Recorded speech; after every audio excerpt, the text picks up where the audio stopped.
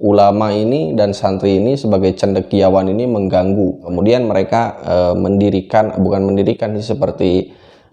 membangun sebuah sistem atau membangun sebuah program. Bagaimana caranya masyarakat Indonesia itu bisa jauh dengan ulama, bisa jauh dengan lembaga pendidikan pesantren. Setelah berdirinya sekolah formal, ya terjadi diskriminasi, terjadi frame di mata masyarakat bahwa pesantren itu adalah sekolah kumuh, pesantren itu adalah sekolah yang ya tidak modern gitu kan.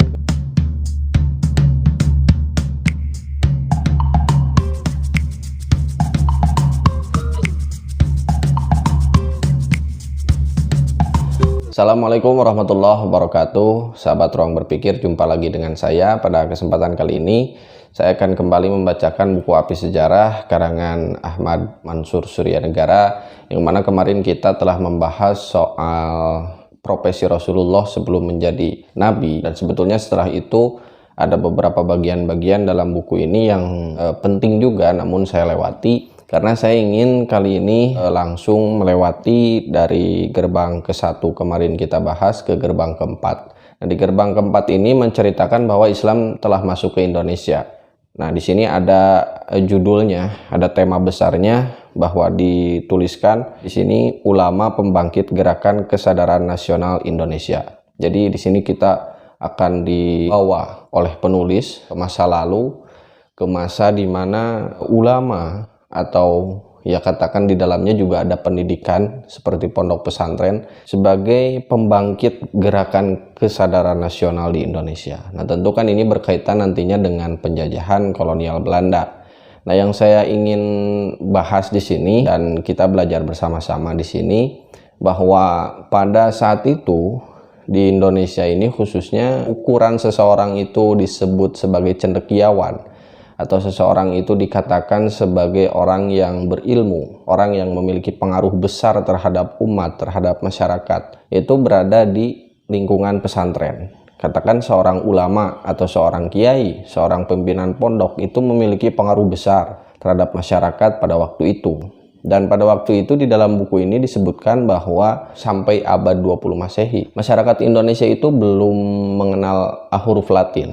Kala itu di masyarakat kita itu hanya mengenal huruf Arab, kemudian huruf ya Arab Melayu atau Jawa, huruf pegon gitu kan, atau bahasa-bahasa atau huruf-huruf daerah. Yang mana di sini menjadi cerminan bahwa pesantren memiliki korelasi yang sangat signifikan dengan masyarakat di Indonesia pada waktu itu. Ya terbukti kalau misalnya orang-orang tua kita dulu kan yang jadi ukuran itu ketika misalnya ada satu pasangan yang mau nikah, itu kan ditanya misalnya anaknya pesantren di mana, kemudian ya anaknya bisa ngaji apa. Nah, itu menjadi sebuah ciri bahwa ya di zaman dulu itu ukuran seseorang itu berilmu atau dikatakan seseorang itu maju dalam hal pengembangan diri, ya karakter, akhlak dan lain-lain, itu ditanyanya itu jebolan pesantren mana. Selain itu, fakta sejarah juga di sini dikatakan bahwa pesantren itu tidak hanya memfungsikan pesantrennya sebagai lembaga pendidikan agama dalam arti sempit, tetapi berperan serta dalam membangun karakter and national building. Jadi sangat berperan besar terhadap ya kebangsaan, terhadap negara gitu kan, bukan hanya kepada kelompok atau agama yang dianutnya saja. Nah, kemudian setelah disadari oleh kolonial Belanda, khususnya di sini kerajaan Protestan Belanda menyadari bahwa ulama ini dan santri ini sebagai cendekiawan ini mengganggu terhadap stabilitas perpolitikan mereka dalam menjajah Indonesia, dan juga mereka dapat kritikan dari kaum liberal, ya dari atasan mereka, ya kenapa ini masih terjadi pemberontakan, atau misalnya ada masyarakat yang masih belum berada di kekuasaan kolonial. Nah, kemudian mereka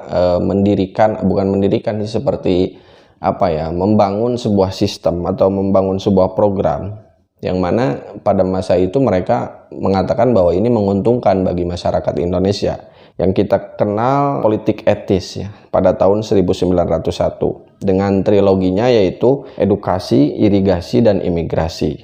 Nah, ini sangat terkenal sekali di mana mereka itu sebetulnya memiliki maksud tersirat, ya, dengan mendirikan sekolah, membangun irigasi dan melakukan imigrasi penduduk. Padahal di situ pesan tersiratnya adalah bagaimana caranya masyarakat Indonesia itu bisa jauh dengan ulama, bisa jauh dengan lembaga pendidikan pesantren. Karena ya pada waktu itu yang melakukan pemberontakan yang sangat masif dan bisa dibilang paling banyak ya tidak ada lain kecuali di pondok pesantren. Maka mereka menganggap bahwa jika misalnya masyarakat itu dipisahkan dengan ulama, dengan pendidikan pesantren, maka akan lebih mudah mendoktrin, memasukkan pengetahuan-pengetahuan baru bagi para anak-anak buruh gitu kan, yang mereka kemudian nantinya akan dipekerjakan dengan upah yang sangat minim, yang sangat tidak manusiawi. Sehingga tujuan mereka itu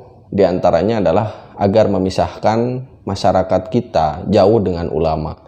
Dan mereka juga menyadari bahwa seorang ulama itu sangat sangat karismatik. Mereka sangat mengakui bahwa keberadaan seorang pemuka agama ini besar sekali pengaruhnya terhadap masyarakat di sekitarnya, sehingga juga dilakukan imigrasi, jadi dipindah-pindahkan.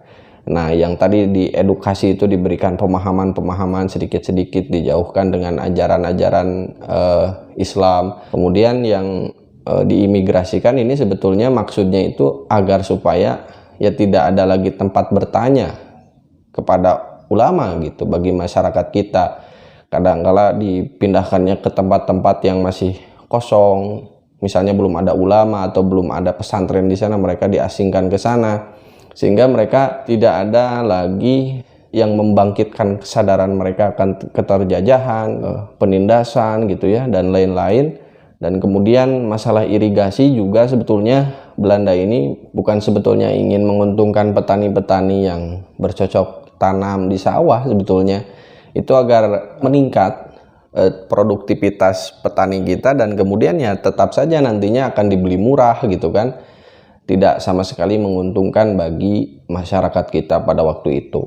Yang pada intinya di buku ini disebutkan itu si Belanda ini tetap dalam pola diskriminatif terhadap pribumi gitu kan, dimana ada sekolah rakyat, ada sekolah bangsawan ya, yang berkasta-kasta lah, dimana tetap saja sebetulnya membunuh mental manusia secara perlahan kan sebetulnya.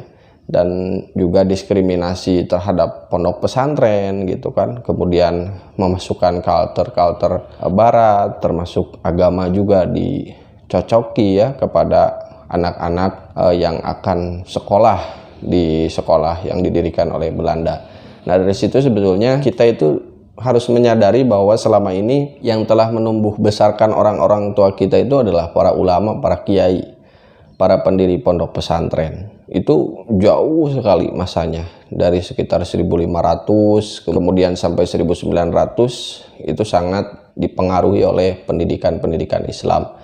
Dan di sana juga tidak ada yang namanya diskriminasi. Di sana murni seorang kiai atau pemuka agama itu ingin mencerdaskan para santrinya, ingin didik santri-santrinya agar berakhlak baik gitu ya. Kemudian juga menjaga kecintaannya terhadap lingkungannya, terhadap desanya, negaranya gitu kan. Bisa kita lihat faktanya bahwa setiap kiai di kita itu ya selalu dinisbatkan nama kampungnya gitu kan.